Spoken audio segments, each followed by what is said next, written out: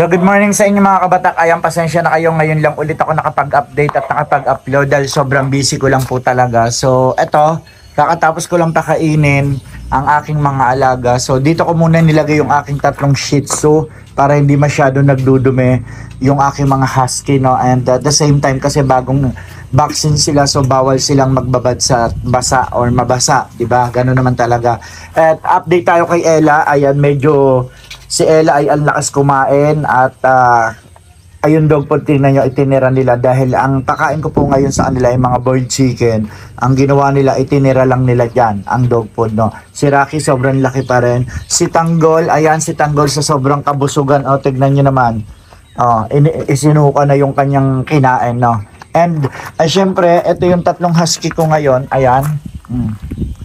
Yan yung tatlong husky ko na mga anak. Tignan nyo naman kung gaano na sila kalalaki. And may bago tayong alaga, ayan, isa siyang Belgian Malinois or Malinois kung tawagin, no? And ayan ay sa aking balae, so nadidito sila ngayon. And meron akong Pomeranian dito sa garahe, sa balae ko din siya. Tignan nyo naman, napakakulit. Maxine! So si Maxine po, ayan ay parang pregnant siya, no? Sobrang liit lang din niya, take-up din siya.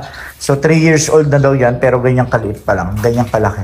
Ayan, so kakapakain ko pa lang din sa kanila, no? And about kay Stella and the Race, willing-willing na po siya sa bahay namin.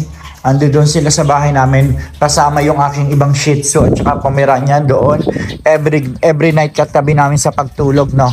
And kita nyo naman na dito yung anak ko ngayon, no? May manok, yan, diba? Rocky! Hey! Rocky! Hey!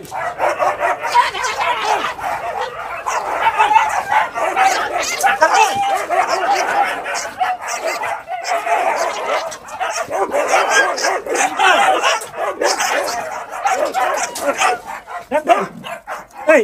Magkamakulit! Grabe ha! Hey! Awayan kaya! Tanggol!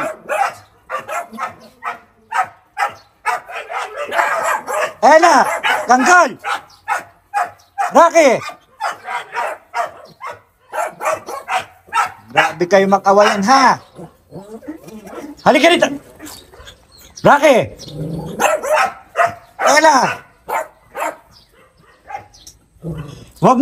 Wag nyo nang pakainin yan! Ang kulit nyo ha! Nagkagulo na kayo dyan ha! Ay! Rocky! Tanggol! Sabi ko sa inyo, huwag kayo mag-aawayan, di ba? Manahimik!